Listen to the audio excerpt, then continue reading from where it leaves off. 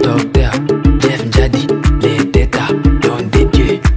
Ah bah tant aux que tu vas lobby ça va musicien, tout ça na ba événement net ça ba 30 juin, ba journée mboka na biso, tout ça ba événement za kibele, ba events, ba le 8 mars, journée de la femme, tout le monde.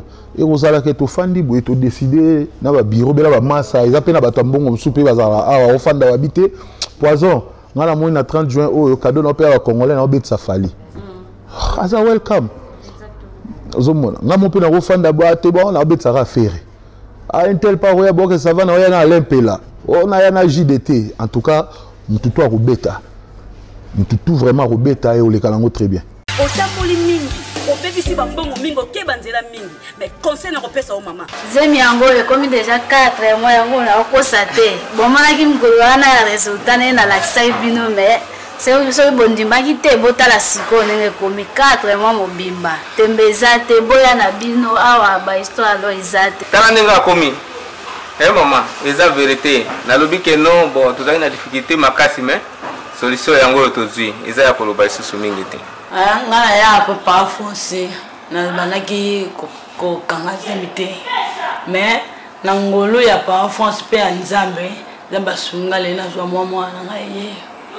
Yango na ekumisa monene ya Nzambe. Soki boye papa foncer na maladie nyonso oyo zalango.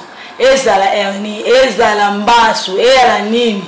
Soko ala konjima na hoteli keke parfois soka simbio Nzamba kosunga pe okobika.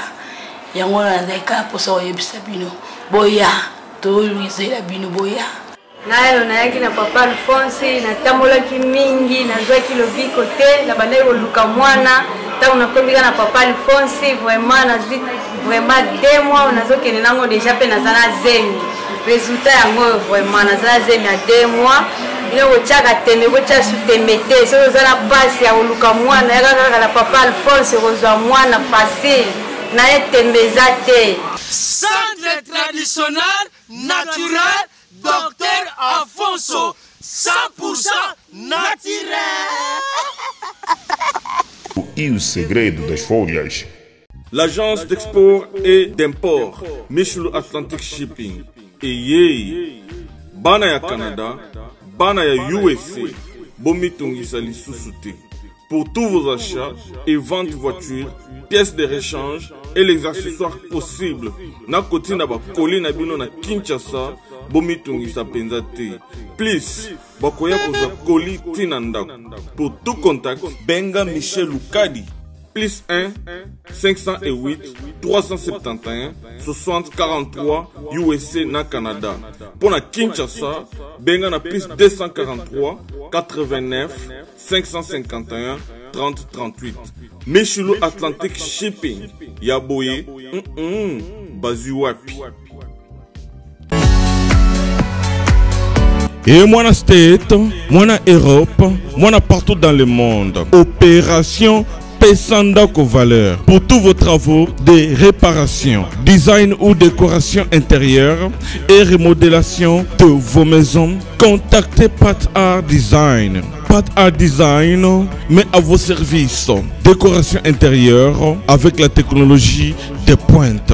Montage de meubles de télévision, montage de plafonds, décoration de murs, décoration de vos chambres, réparation, peinture, carreaux, bois, réparation des murs et tapis. Pour tout contact, appelez Pat Art au numéro WhatsApp ou télé plus 1 34 77 48 87 61 ou au plus 1 90 39 52 60 99. Pat Art Design avec peu de moyens. Vivez l'atmosphère paradisiaque dans vos maisons. Mbongo Ike Kaka, papa, maman, jeune, elenge, c'est pela. Kebananda kuna ya États-Unis, ya Europe, et comme lokola Pakajuma. Na mbongo muke, penga Pat Art Design, okozala satisfait. Ou soit, contactez Congo Promo au 774 578 75 63. onyokwamaki osufraki abus de confiance na famille okokaki kotonga ndako te. Et oui, voici la solution. Fini les tracasseries. Parce qu'avec des caisses construction, rêve na yo kotonga ndako ekokisami. Yoka bien. Des caisses construction, entreprise moko spécialisée, expérimentée na construction ya ba immeuble, bâtiment, maison, bandako ya ndenge nyonso okoki kotonga ngo na T4 construction. Ata ozangi terrain, ata ozana projet ya kosomba ya kobongisa po ya koluka ndako, T4 construction ezali spécialisée na matière wana. Olingi kobongisa immeuble na yo, olingi kobongisa ndako na yo, olingi pe kotonga ba immeuble quartier mobimba, eza spécialité ya T4 construction. Contactez biso sans serveur na T4 construction. Toujours na ba architecte, na ba ingénieur, on va aller très qualifié koleka pona kotongela yo ndako oyo ezali ekotikala immortel, inoubliable. Oh yes. T4 Construction vous propose aussi des services locaux, luminosité à bâtiment et éclairage public, installation de vidéos de surveillance, installation de systèmes d'alarme anti-intrusion pour véhicules et maisons. Adamu tukanayo, makoki kotiela yo alarme moko ya suka. Oh yes, olingi talo ya pété. Car T4 Construction eza offrir pas prix moko très abordable. Opoki ko négocier yango futaka ndambo. Oh yes, sengoteur T4 Construction. Moi na Congo mboke bongi yaka T4 Construction ay ko pesa yo opportunité ya ko bongi sa avenir na yo, bokoko na yo, vieillesse na yo. T4 Construction pambolama. Bana ya Dallas, bana ya États-Unis mobimba. DHL et na système ya buka lelo, lamba lelo. Bokota, l'air est grave. DHL, garantie assurée. Naba primoko, nanu ezalate. Tinda kolina yo na Kinshasa, tona Afrique mobimba. Livraison à domicile dans 3 jours. Samba Senga, bongo ya livraison. Bapos kutu ekosa, ekoma kimpiato. DHL, omeki okangami. DHL, salamu mbongo na yo à 200%. DHL, otindi mardi, otindi mercredi, otindi jeudi, otindi lisusu mokolo ekoya. DHL, turoyo enyati bango nyonso tu. Pour tout contact, benga mwana mboka Yale Financial Service, situé sur l'adresse 2821 Brown Trail, Bedford, Texas. Pour tout contact, appelez au numéro 972 890 87 81. Service d'accueil assuré. Solution mon ami, toujours travaille sur la DHL. Donc les alliés garantis, toujours à lundi jusqu'à vendredi. Vous avez votre colis, vous passez ici, toujours dans un carton. Juste l'idée sur les cartons que nous avons. 3 jours, 4 jours, et comme à Kinshasa. Et qu'on compte jusqu'à 10 pounds. Autant d'ici en haut, prix est garanti 3 à 5 jours, et comme en haut sans problème. We're super excited to bring it to the Congolese community. We have 4 different sizes of boxes. It's reliable, fast service there within 3 days, and we have a really good competitive price. Chez Yale Financial Services, solution et monanier.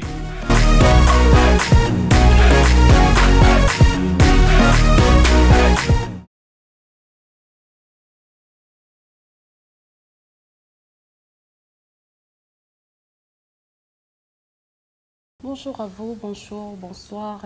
Par rapport à l'heure à laquelle vous êtes en train de suivre, je m'appelle Anita Tako Ochudi. Je suis ici, c'est la conférence de presse que nous sommes en train de prendre parmi les un grand Congolais que vous allez connaître bientôt dans nos images. Je ne suis pas seule dans la conférence de presse, bien sûr. Je suis avec Alidor Bokwala, je suis avec Jenny Okosa et je serai aussi avec notre président de tous les journalistes, Papa Boss Banganika. Et derrière la caméra, nous avons Dani Image. Nous allons vous présenter un monsieur aujourd'hui que nous appelons Kas Kasarika. Pourquoi nous avons choisi de prendre par rapport à la grande maison, par rapport à la boîte de nuit, par rapport au grand restaurant, par rapport à des boutiques, des salons, des business, si on peut parler ensemble, que ce monsieur s'est décidé d'offrir à la population congolaise ainsi qu'à tous les Africains ici à Johannesburg, précisément à Yeovil. Vous aurez des détails. Nous vous présentons M. Kaskasareka, que nous allons entreprendre. Lui, il aime bien qu'on l'appelle Poison. Il aime bien aussi qu'on l'appelle d'autres noms que vous allez découvrir ensemble avec vous. Je vais passer mon micro vers Madame Jenny. Bonsoir Jenny. Merci. D'abord, je me présente au nom de Aïdor Bokwala. Je suis journaliste sur Congo Promo TV. C'est un channel YouTube. Et puis, Africa Elengi, c'est un channel YouTube aussi. Là, on est très content d'être devant Kaskasareka. On va nous poser des questions. Je pense qu'il sera cœur ouvert de nous répondre à nos questions. Bonsoir Kaskasareka.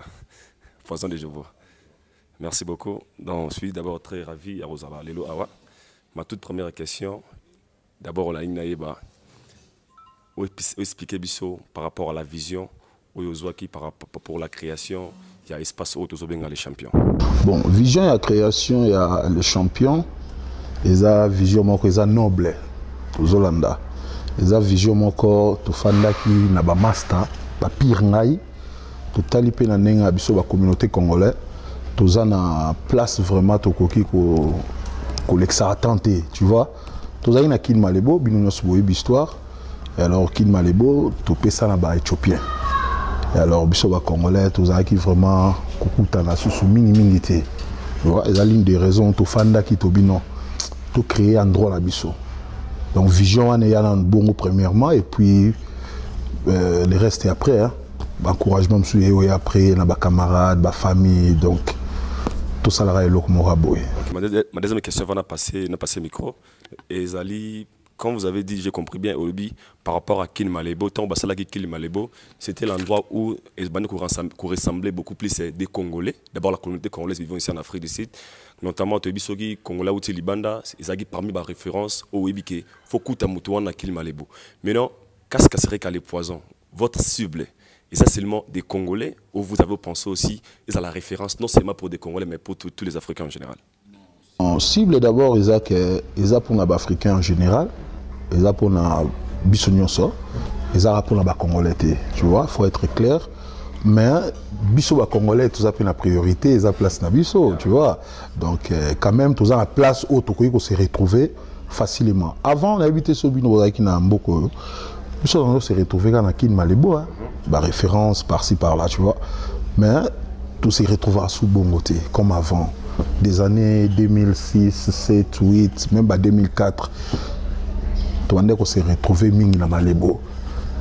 Ensemble, vraiment, ils allaient pas bien. Mais tout perdre à Gouana. Bon, tous y place au Toko, à chaque fois, tout le monde en a cas. Mais ils allaient pour la Congolais. Les Arabes pour la Congolais, il faut être clair vraiment, les Arabes pour la Bissonio sud-africain. Quand question pour la cour. Ce qui te côté la classe, je pense que les gens vont au monde en image, espace les champions, si je peux dire, nous comptons parmi des 10 meilleures places où ils ont en Afrique du Sud, dans la norme où ils il y a ce genre d'endroits, ce genre de places, de la beauté avec Bissika, tu es Ming Batika, on peut être dans la Melrose, dans la Santon, dans la Forest. Mais le fait de faire un choix, il y a Rosé Lormora Boye, ce bijou, il y a Rotaro Nakata Yoville. Parce que je ne minimise pas Yoville, c'est clair, je pense que les gens connaissent super bien. Quand on parle de Yoville, tout le monde aura un négocié comme moi, on mérite ma Boye. Mais vous avez vraiment misé, s'il faut bien totalement l'image et balancer. Bon, on a placé ça dans la norme Sengeli. L'idée seulement à créer un Yoville. C'est qu'est-ce que vous avez poussé ou motivé? Il y a Rosalara et Loko qui tourne à Yoville. De ma dernière question. La charité bien ordonnée commence par soi-même. Moi, je suis poison de Yoville. Yoville les a belle Nangaï. Zola Nangaï. De Djobourte. Daza de Djobour. Poison de Djobour. Mais Yoville, où ils ont terre promis, ils ont terre au bisso, tout banda événement, tout banda makambo. C'est ici à Yoville. Tout beau ça n'a pas idéologie pour le makambo fongwami. J'ai préféré au banda dans ma belle. Et après, tout ça vu je zamouné hein, tout panzana biso. Mais on a préféré vraiment au banda à Yoville parce que faut bon ça dans chez yo. Avant bon ça pas waninga biso référence na biso vraiment mingi Yoville Zolanda à Yoville tous en biso partout mais Yoville est à base Donc, bandi na base. Et puis, on verra ça après, avec le temps. Merci beaucoup.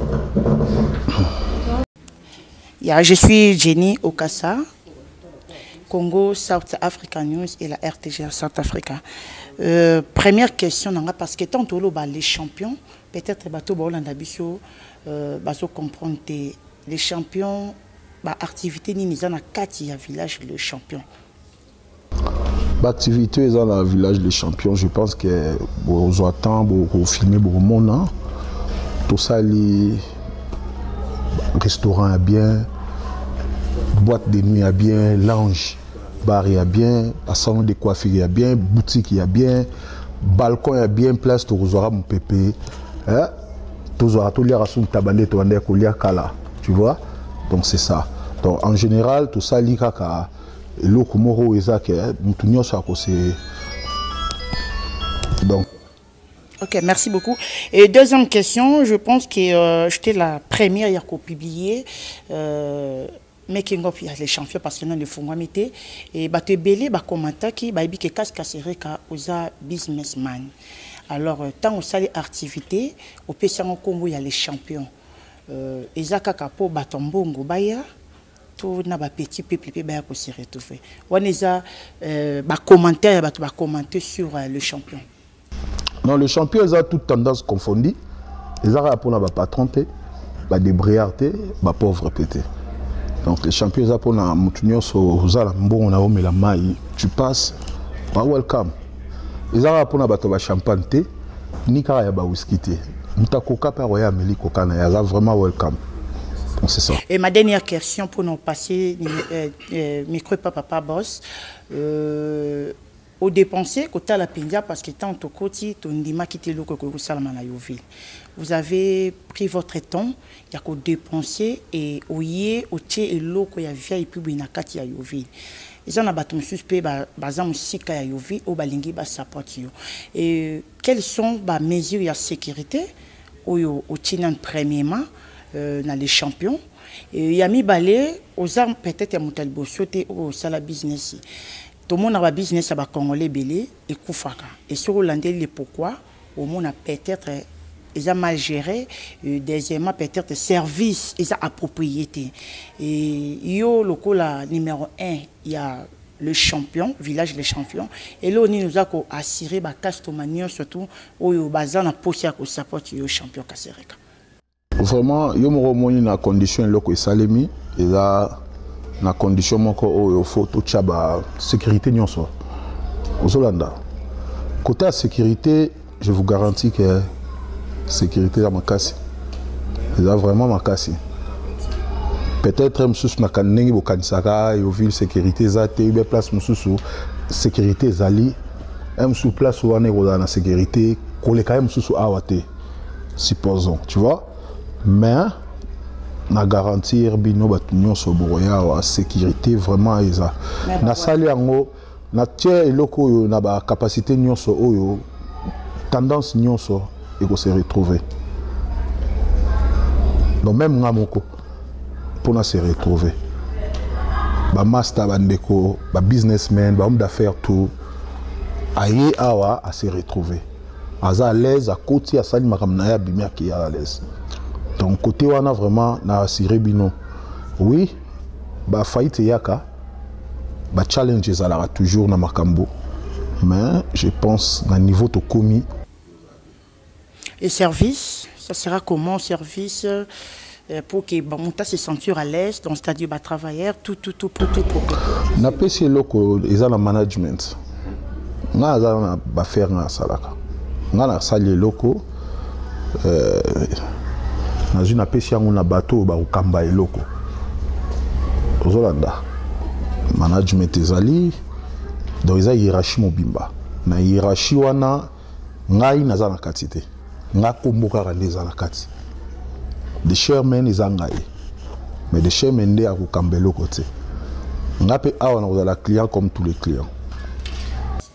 En tout cas merci beaucoup. Le poison. Merci tous ceux-là vous qui êtes très nombreux en train de nous suivre. Bien sûr, Papa Boss. Moi, le bébé les athées. Voilà. Pour l'instant, Tozana Kas, Kasereka, le poison de Djobour. Merci. Ça est bien aussi. Kas, les lots, les champions. Ce n'est pas que nos fans d'Iga Boye au loti combo. Ce côté les champions, tu sais pourquoi. Alors, ceux qui m'ont dit que moi, raisonnement Mike à Kolo Bakeno, peut-être Moni, peut-être Oba Bandaki avant yo, Longate et Simbate, ba champion. Yon des champions au Simbanayo. On a première question, ou quoi éclairer. De deux, question dans les Susuboye. Baninge Bele ou Babanda Misala Oyo. Jenny ameki ko briefé Mamouke, mais na ligne na fond la ngoli susu. Ebele et Simbate Bakanga. Et Simba peut de moko boye, moi moto nango, moi vibration nango, mais après, toujours le belango sauté. Bon, kas, au lieu de ça, la business on sous oye, sous côté na business oh yo moko yebi na mboko ye bandaga mais soka kakaka. Et tiki histoire. Est-ce que tu peux nous rassurer que tu as étudié toutes les stratégies possibles pour te dire que non, de l'autre côté ils ont échoué parce qu'ils ont fait ceci, ils n'ont pas fait ceci. Ngai siko kas na yena ba bula sika na vision sika de sotre bisika ba mususu ba beta ka bien tenga na beta bien poli solo e beta malisusu ninge zo beta mageno ba bandaka mais simba te batika. Alors tu peux nous rassurer pour te bi makaba ndenge bana lelo sa conférence de presse image etika laka dans image a bombe image mais pas après 10 ans to kolobela lisusu donc réponse au kopesa na minute yoyo ezo lata yo sikoyo. Qu'est-ce qui prouve que Oyo Kassa Banda Lelo, toi Bandi Lelo, parce que dans quelques heures c'est l'inauguration. Mais selon on est bandi, qu'est-ce qui nous prouve que non, ok, na motina suka, ici kaba mususu ba kweya ki wana yope ko kweyate. Quelles sont les mesures de sécurité pour que business Oyo ekufali susute? Parce que nous en avons marre. Ya komona Kongola bandi, ça fait la joie. Mais basoka kaka na katikati et puis tikala to komi ko betela ngoma solo. Cham ça peut sans raison. Peut-être la question. Igela coiffe ikote. Papa na Kerwan, éternel Kenaya. Kanda, taba, ikote. Sensi. Nganda taba. Fenenene. Nganda taba. Chez Hugues la coiffe ikote. Papa na Kerwan, éternel Kenaya. Au 174, avenue Aristide Briand, 93 320, les pavillons sous bois. À la petite porte à gauche, association Hugues Ikoté.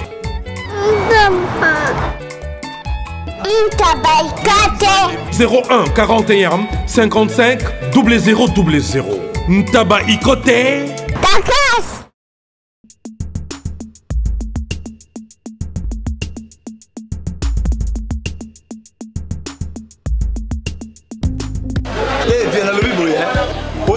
Changu mwana njili oyebi yango bien que JB service eza agence ya mwana njili mwana changu mais ozo sazade otina ba koli na ba chance moko boye banoti la koli mona 2004 ti le 2019 koli mo yate oyebi ke ti le esa la ngapa agence eza ka moko on a déjà mwana njili na Sainte-Thérèse JB service ngamo na confirmer ngo po tini diko li 10 ans c'est commis et puis les autres les commenter mbala moko papa ni les akule liseo donc c'est aussi les magasin JB service et ça kaka on est ça c'était mais ça ce soir uzanga kuibe jadi wewe mbimba JB service soko kena Brazzaville et ça la kati ya Brazza bona batu bakamata biloko na bango na Brazzaville précisément et ça à côté ya aéroport ya Maya derrière mon cousin wana ya football modité maman dit ayenzila moko na biloko maman dit oui na yenzila mona biloko to koma ilobi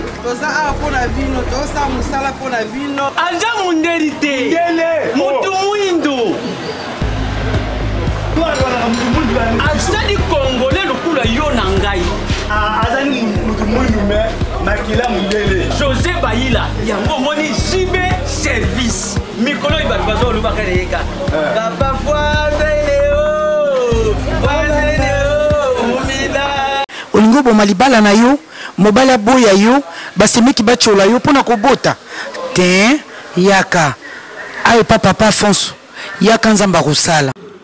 Eu tinha um problema de alcance durante 15 anos.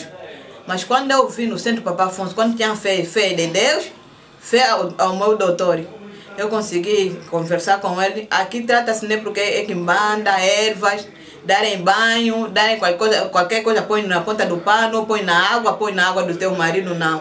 Neste momento, eu sou a mulher mais feliz porque vinha sem filho, não acabei o tratamento, mas consegui alcançar. Nesse momento a minha gravidez está aqui, não é pano. Tenho 7 meses de gravidez neste momento. Esse aí na batalha bem na o ngana fanda bem na samwana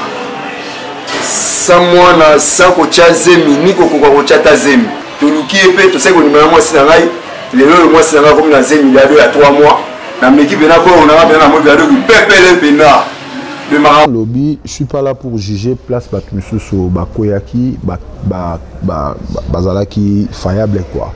Na juger pour la bango parce que je sais pas raison ni pour ça qui m'a la bango marché. Je vais parler de moi. Na la mutumo ko na principe na na tambola toujours na foi. Na toujours na kondima. Yango moni ba pire ngai za la ta benga na chomo nene. Ba ebi na zong ça ni champs. 100%. Na 100%. Donc là ils à 100%. Mais biso pe ba congolais toko juger bande comme sous-souté ba banda qui puis simbité pour boyebité. Ba congolais tous en comportement moi je sais pas. Ils ont vraiment passé en cautionné. Côté na ngai na s'attendre que na ndenge na sali boye lobby ezala shit. Mais ce qui est arrivé que il salimi bongo pour la mité mama be abat. Bon. Na les bio l'enrôle au baté mais espoir Isaac il vous aura bien. Non prière na biso eza et puis souhait na biso mon ndenge to tous les masters bafani pembeni na yo baza besoin que l'eau moni soki toye na masolo yo po toza besoin que simba. Merci beaucoup pour ça. Alors Foye bapelo mutasali yango zanani po tuna oh passa bambo yo moko moni ke simbita bat bazoya hein yo moko boli voilà ke simbi po ntambo zade. Voilà ça pour votre information, il passe en bon à Uchokota. Yango monier moko to sali mo interruption moké, c'est parmi bato yo quand même basali musala mouné namboko ba businessman bien reconnu. Voilà, il est là en train de saluer gens de médias, il passe en bon yeyo. Voilà, yeyo. Voilà. Alors ayepe nakacha masolo, je crois au moment indiqué tokolo bela masolo. Donc nous sommes en pleine conférence de presse. Otozo yamba kaska sereka le poison de Djobour oyo afongoli logona we ozakoloba que na banda koloba na sens il y a la place na lobi ke simbi déjà.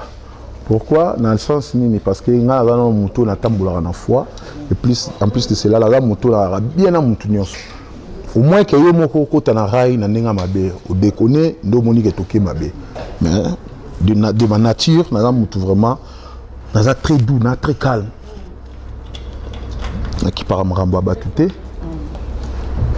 Dans la politesse, dans la salon d'éducation, dans la place na outil. Tu vois? Mais dans la moto, on autorise à des bêtises. Donc, le principe, dans les arabes, tous sur tout, mais il faut que tous en la limite. Dans la vie, c'est ça. Si on a mon comme qu'on déborde limite, peut-être qu'on a au moins distance. Dans les ma bêtise. Mais dans la place, dans la question, tout le monde a dit que place est aussi bas. Pour mouta sali place.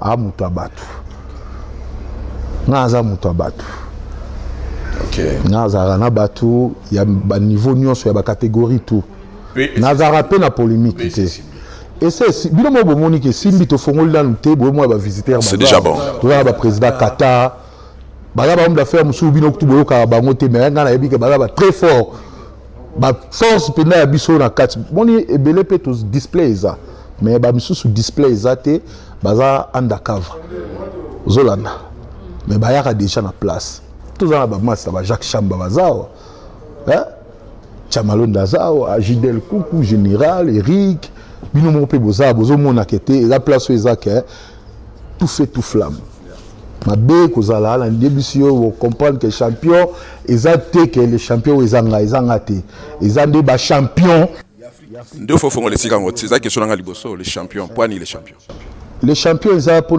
tous les winners. Ils ont pour na ba winner nyonso, na ba catégorie tout, na ba travail nyonso. Ba winner ils ont na business té, ata na ba docteur, ba winner pe baza. Ba businessmen ya oteka pe ba bloko la bango nzela, ba winner pe baza. Donc c'est ça. Donc eux ils ont pour na bato yo, ba na foi que et simba. Ate simbité les lots. Donc dengue biso tout au fan du boy, ba winner. Ba winner. Voilà, merci beaucoup. Une fois de plus, vous êtes en train de nous suivre de partout parce que vous nous suivez en Europe, en Amérique. Vous nous suivez partout dans de suite. Nous vous disons, vous êtes le bienvenu ici à Les Champions. Comme vous êtes en train de voir, c'est la classe. Moi, je vais d'abord parler, avant de faire parler les accompagnateurs de notre invité de ce soir ou de l'après-midi. Je vais d'abord commencer avec lui-même, le poison. Nenga fandi ana penanga penani tata ko na ebi très bien. Ayebi yango penani nenga vandi wana patron ke ani tata ko babanda na ependa banda ba début. D'abord un grand félicitations. Pourquoi muto a bandi na yo, muto ayebi yo bien okomati na niveau boye, eza beaucoup de fleurs. Et là mususu tokoki ko féliciter yo na ba monde na biso yo. Toyoka penda le poison na ba polémique et belete. Toyoka penda poison na ba problème et belete. Sikoyo le poison a sali les champions. À l'époque on parlait de la référence. À l'époque on parlait de Kilma Lebo. Rappelez-vous tout le musicien congolais, tout le grand musicien congolais référence na bango Poboye Bakaza en Afrique du Sud, il faut aller à Kilma Lebo. Dans un aéroport, baleki na Kilma Lebo pour Saletonda. Qu'est-ce que ça arrive? Yebisa biso na les champions. Ozo kusatendre na banani. Na yokio obieza ba classe nyos. Mais na yomo kona ki bosta ngo sale loko nozo kusatendre na banani. Réellement na kata place. Non, nako ko répondre tout simplement que nako kabula catégorie. Catégorie nous sommes welcome. Mais la question tout nous pour les musiciens. Les musiciens na biso chaque fois au bazar où on attend la porte est ouverte. Ba bandoya ba obeta tour to zana bango to liana bango ba ko prester na biso to melana bango. Donc mais ko pona catégorie à batu on est comme le rôle là tout ça la fête avec invitation aux place. Tu as fait le champion. Si on peut voir, tu as fait le VIP, tu as fait la place normale. Si on peut voir, tu as fait la terrasse. On veut seulement savoir niveau nayo parce que ceux qui sont solo li abiso nyonso au memi VIP. Moi je confirme que au memi ba oyo yebi ba vie na yo o ezara na ba 100 tonnes mais au memi ngona katia yo ville polobi eza mabele na yo. Yango il faut zala na attente. Il y a catégorie à Batomoko parce que c'est à Yoville. Au moment où tu diras que la place est ouverte à tout le monde, exactement. C'est là-bas, le bar, le restaurant, la terrasse est toujours ouvert pour tout le monde. Mais n'oublie pas, en tant que boss, il y a des gens qui viennent mettre le trouble, il y a des gens qui viennent pour casser, il y a des gens qui ça dans la polémique, il passe à Bambongo Moka Kota qui kuna poto contredire yefo baya awa. Attente na yo na batuana nyoso. Faut pesa ba message pour ba landa yo. Autant ngolo bako yamba batu nyoso donc ya mobulu baoya. Ya buzoba baoya undi mabango. Ya ba catégorie nyoso baoya. Otuninga question mo très bien et puis question na nazo lansango directement na bato ba yebi ke basara ba désordre na yo ville. Ngai nazali mutu eza que alaka bien à tout le monde na préféra limite ces là tu vois tout ça li place oyo po eza la place à désordre té place où tout ça li yango eza la place où tokoki ko se retrouver en paix to meli to sepeli to kabwani na bato oyo ba ko s'attendre que ba koya au ça désordre ou eza directement message. Oui, comme il y a ayoka. Oya yebi ki aroya afanda amela sepelana batu. Na ninga bumoto. Ah welcome. mais oyo ayebi ke akosala erreur ngala obenga ngo erreur parce que nayebi ke so ekomi na niveau ke otombe kaka na réseau na nga na erreur moko mabe osali awa oyo tout le monde aza d'accord nango te na kodiscipline na niveau moko yo moko ocomprendre ke te obandelaka lisu te puis na kosepela kutu acte bongo esalema pour le reste oyo baotikala bazwa mama mayele donc moto aliboso kaka kosala erreur wana ye nde vraiment akocomprendre que je pèse dans la poids. Nous pensons que ce qu'on remarqué, au niveau nyonso ndenge tozaka na kala ba politiciens bazongi librement kozonga en Afrique du Sud, ba musiciens bato nyonso to banda bomba na ba 100 tonnes oyebani pe belé na mariage na yo je suis passé par là na mona ki pe connaissance aux nango oko lancer message moko na ba nyonso ba olanda yo ya ba musiciens ya ba politiciens ya ba classe nyonso o ba yaka balinga place à kimia o rassurer bango parce que mingi babanga Yoville c'est qu'on peut pas nier mingi to bomba bango na ba 100 tonnes babanga coin o Yoville soko ko lancer message moko zotala bango o rassurer bango par rapport au loco sali par rapport à la connaissance na yo à ba musiciens à ba politiciens ya ba vie na ba général wana yo moye maram na loba soki oko rassurer bango loco moko o pesa banga assurance pour na place les champions. Non, pour les champions Moutunion ça a vraiment le bienvenu, la bienvenue même. Donc Moutunion ça a welcome, musicien, politicien, tout normal, docteur, businessman, il y a Congo, soit il y a Afrique du Sud, Angola, il y a Nigeria, Gabon. Baza vraiment welcome. Awa sécurité zali à 98%. Donc ce que les années loko banga pour na awa, moi je vous rassure que l'ongola force wana et ça l'ambassade. Donc ce côté aux anapé ou bimapé on s'est retrouvé en paix.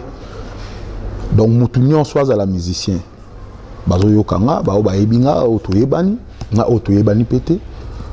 Ce qu'on a du passage na Johannesburg au sentir que aux anaposo au sangana bande kono ba congolais place to sanganaka wa welcome. Ils sont très à l'aise.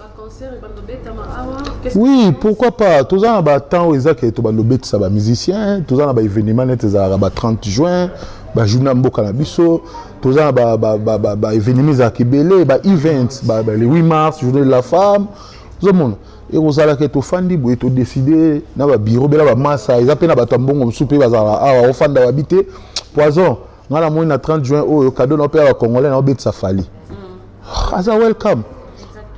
Nga mon pena refanda boate bon na bet sara faire a un tel part oya boke ça va na oya na lempela on a na JDT en tout cas mututu robeta mututu vraiment robeta et o le kalango très bien relation ba baninga na oya kala o nyoso atanga mona lobike auza pe amuta polémique te mais bozala toujours na moi batumo balinga chabino bakala relation na yo parce que to benga les champions tu as dit toi-même ils a place à ba champion relation na yo na bato to moni passe ba mbonga koti e biso to yebeli yo mingi na neti ngai na yebeli yo penda ndeko penda ya zombi Fabrice na yebeli yo pe mingi na ba master no nyoso yebi question na ngeza relation na yo pour le bio za mutabato relation na yo bato wana ba omemelo bato mususu relation na ona ba ninga no nyoso oyo entourage bo banda na ba ona sena moni Jacques Chamba Aza vraiment parmi bateaux, il faut féliciter. Pour la première ami au biso to mona ona ye Jacques Chambazala. Alors nani kana ye entourage na yo wana. Est-ce que toza welcome ya ko inviter bango bayaka awa? Relation na nga na kacho malobate toza au grand complet car ande boyebi. Donc réseau bureau ils a toujours vraiment en forme. Donc mutalongo azate mutaza pe na problème azate. Yomo lobby que tout moni chamba ah ça veut dire que tout moni chamba moni champs bambongo yekuna Michel Tamboaza wana. Donc tout ça vraiment quand on est tout ça là, Mutazangi azate. Mutazangi azate. Biso tout au complet, au grand complet penda. Voilà, nous continuons avec. Je peux poser une question à Champs. Je vais prendre d'abord Champs pour une minute.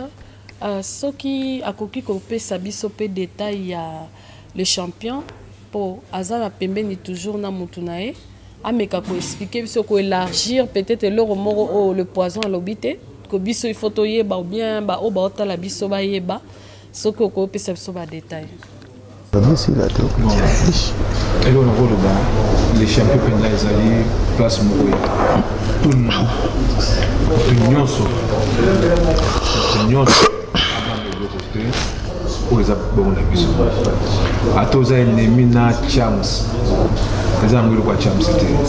Moi, saluer le col. Tout le monde a. Tout va bien. Tout master tout. Oui, on a la place bien, place à bien. On a invité tout le monde ailleurs. Tout ce qui est quand on a provoqué c'est vrai que nous avons bien passé l'émission à Yovi. Tout ce qui est congolais toi tu es mabo, il a ambassade na biso. Souvent ni mabe oyati. Ou la pas na biso. Il y a une ambassade on va pour na mona. Appelé na Mambolobi, on a déjà na monde de business. Et là comme on a eu ça Kasereka, na business c'est ça premièrement, il y a patience. Deuxièmement, il y a un moulaï. Mais là, on a sepelé à Makasi, azo ko sala business, nakati ya lopangu na ye moko, aza locataire te. Donc, bateau ba omona image, eza lopangu na ye moko asombi, ache business na ye, aza locataire te. Nde ba business msou ezalaka, et oza na salon, oza na boîte de nuit, oza locataire. Ye eza lopangu na ye moko. Non, aza propriétaire ya place oyo. Azo ko louer à monter. Donc eza lupangu na e. Donc place wana eza déjà victoire ya Makasi. Donc ba mataba kita aza na kati ya lupangu na e. Donc victoire ya Makasi yango aza ya molongi. Ok, merci beaucoup et gloire à Dieu. Casque Sereka, Judel, vous avez un mot? Non, peut ça frère n'a courage. Et là ça les a vraiment très bien. Mais non bon moi ni confort n'engez aller à Batubo ni monter que eza na Yoville. Donc, on a vu Congolais parce que biso ba Congolais to na moi mitema biso mo boy ya place à moninga olungo sa tam so bebisa alors que a dépenser makasi donc confort ya loko batu boza bo ndi makute keza na Yoville. Donc tant to ye awa mutu ye ba pe ko respecter place ya ndeko po ba si maoza welcome. Merci vraiment, félicitations à Poison Kasereka.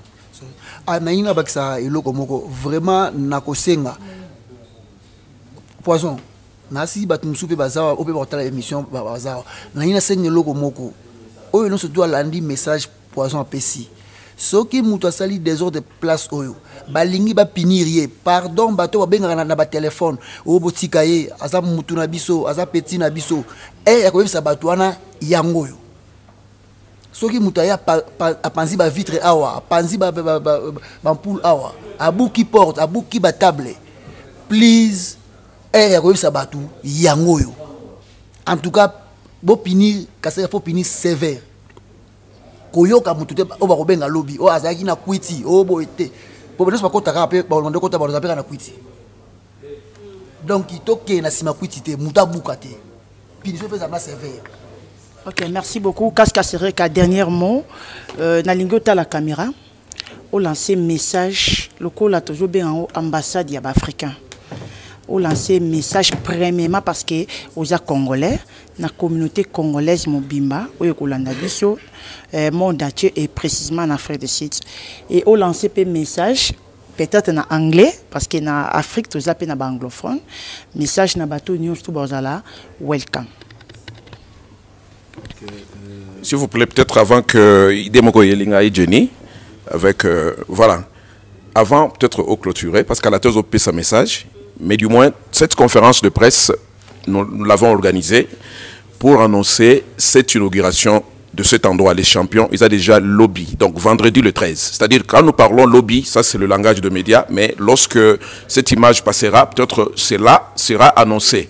Déjà, l'inauguration. Cette conférence de presse est faite pour que tu clarifies les gens que ces cadres est déjà à leur disposition. C'est-à-dire déjà demain, dans le langage de médias, parce que nous ne savons pas à quelle heure ou quel jour cette image passera, mais du moins le 13 décembre 2019, l'inauguration. Les gens, Bakoya, pour Basepela, mais là-bas découvrir les lieux. J'ai beaucoup aimé, tout de suite là, on nous informe que c'est un cadre personnel privé. Ce n'est pas que vous louez Nisiga Oyo, c'est un endroit que tu as acheté, que tu as toi-même aménagé, parce que Toyaka Nisiga Oyo, Ermogo Boye, ils allaient faire un business Moussousou. Mais il est l'Oboye, ils allaient les champions, un endroit que tu as personnellement acheté, et puis au Bongolais on l'a n'engagé. Alors, demain, l'inauguration. Un petit message. Moi, je suis à lobby. À part le message que je dans le public de Hollanda, le bel appel inauguration à lobby, parce que c'est cela. Ce message, je vous informe avec la dextérité d'Annie Image. Déjà, Naboutou, il y a les lots, déjà avant minuit, Image déjà, et au Tambo, l'Afrique du Sud, Poto, Congo, Batoutou, vous voyez, non? Awa, chez les champions, le 13 décembre, qui est vendredi, inauguration officielle. Malobé Panan. Moni, le 13, c'est demain, vendredi, et ça, inauguration à les champions. Binomoro Bomoni, le lot au fan na conférence de presse, mais la stratégie, c'est là qui m'a ébélé. Appelle l'équipe tellement trop, et puis, démonstration, ça, il m'a dit de ça, il m'a la téléphone. On a la fan de passe à mort, il y a déjà, notre fan de côté déjà. Donc, dans l'inauguration, il y a un peu Siko soit Sili. Soit la Sili, il y a une inauguration Siko et puis Bagambobe. Donc, Batutoubaya, le 13, dans les champions, où ils ont place Nabiso, Congolais, place Nabiso Africain. My brothers from Zimbabwe, from Nigeria, from Cameroon, from South African. All of us Africans, understand? This is our place. Let us come to enjoy. Let us come to open this beautiful place that we done it for all of us, African brothers, sisters, understand? Tomorrow is the opening days, 13 December 2019, understand? The opening time is, I'm sure, 12 o'clock already. We open, understand? So everything will be right. And welcome to hear the good music that is gonna be here. And prêtre pris aux Zala, donc c'est ça quoi. Avant que on le bakuba prêtre aux Zala, tolingi peto yoka lipasa bambongo, on a penza bateau bandi penza les millionnaires ko ya ça jeté. Yé a ça la jeté. Anita tako so lobby boyebi ke na loba mingi te mais so na lobby ya ça jeté. Aibisa biso lobby eza ndenge nini pa betela biso lisolo moko muke ya Kasareka asalaka Kasareka surprise moko po babanda kala fa loba likamomo ya Kasareka biso toyoka te mama eza problème te moninga so minda kwa bongisi et puis so na Afrique pesa congolais zaïk penate c'est ba milliers oyo bon à dépenser mon ebele bon la rabo était pour tout sangana tout kutana lokaka faut bakele ba fleur Zamba Pambola place ezangaki abakisa suko leka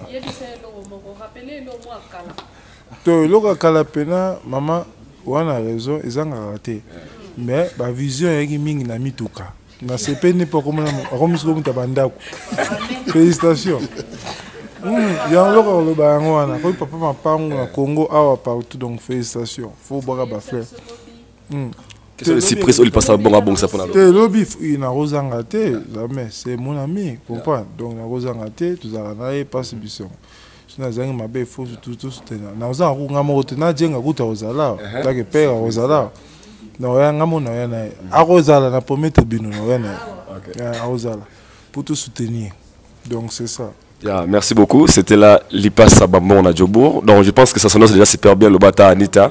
Donc Lipas Sabambon aïe, en pleine conférence de presse parce que demain déjà il y a ouverture officielle. Il y a place le champion. Puis je voulais aussi adresser un message à tous les Congolais ou à tous les Africains qui sont out there et à tous les gens aussi importants qu'à ces champions les gens qui se réclament par rapport aux Congolais de Balobarake quand comment dirais-je, tout le monde n'a pas ça congolais, il y a quelque chose qui se dérange à Bango, et ça par rapport à la musique. So all those views go to watch us all over the world there, some from South Africa, from Zimbabwe. Who's going to be the DJ, like go to make everyone to be happy about the music, but it's very important because people always say that Congolese place that only playing rumba, fali, fere, but them also they want to be free. You know what I mean? Like to feel themselves like they are free. They came in the champion place and they listen to their music. So who's going to really be the DJ or go to help like every customer to be very comfortable? The champion place, there's a lot of DJ, you understand? We have a lot of DJ. We have like 4 DJs. That is permanent. DJ Charlie from Zimbabwe. We have DJ H2K. We have the DJ Creams, that is going to be there for Congolese. We have DJ KZ. Understand? So the music is going to be playing by all the continents of Africa. So all the countries of Africa, the continent of Africa, will play all the songs. So is a place où que DJ ba ozala, is a place monter que tu check musique ebete en ngomoko non. Tu kozala na ba temps où que tu obi na la rumba, tu obi na Nigerian, tu obi na South African, tu obi na Zimbabwe. Donc voilà vraiment ça makambo ngaka sereka na ko répondre na ngote pour ça management des faut organiser makambo la mais na nenga organisation izaka makambo ça limi bien déjà donc ça va. Merci beaucoup à vous, merci beaucoup au Poison, Kaskasareka, merci beaucoup à toutes les personnes qui nous ont accompagnés. Juste, j'aimerais vous rappeler que Anita Tako n'était pas seule, j'étais avec le boss, Papa Boss Bangila, Banda Kombo Masolo, président Nabiso, j'étais avec la charmante Jenny Okosa Congo et Balobi Bolandarango déjà le lona pourquoi Bozalazala Pobomona. J'étais aussi avec Alidor. En tout cas, merci beaucoup Alidor, merci beaucoup Anita Tako.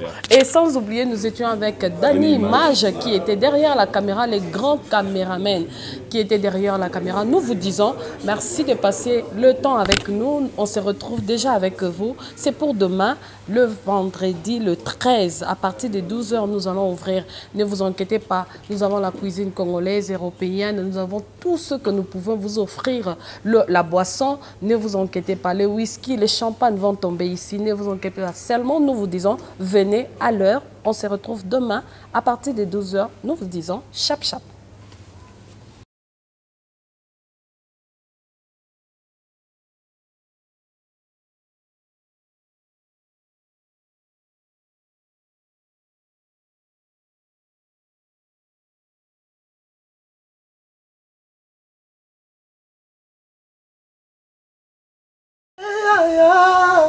Bongo te Willie, bongo te tokaye, ma jolie na lelie. Ah Willie toka, na sengi pardon, kosala bongo te.